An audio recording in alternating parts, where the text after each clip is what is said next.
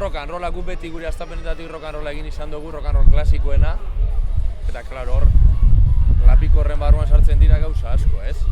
Eta, baina, zera, oinarri edo da rock and roll klasikoa beti. Gainera naiz oso zinefiloa, Eta gure disko guztietan asmatu duzu, Oiane Derrera ezkean Kristo ekartzen, porque gu baino talde pelikuleroagorik ez dago. Onerako eta txarrerako, Eta gure disko gehienetan, guztietan daude kanta bat edo bi gutxienez pelikuletan oinarritutakoak. Baina, klaro, hor dago kontua, non dago profesionaltasunaren eta hobby izatearen arteko muga, Porque hau guretzat gozamen bat edo hobby bat izatetik ja bai hasi da orain batez ere bihurtzen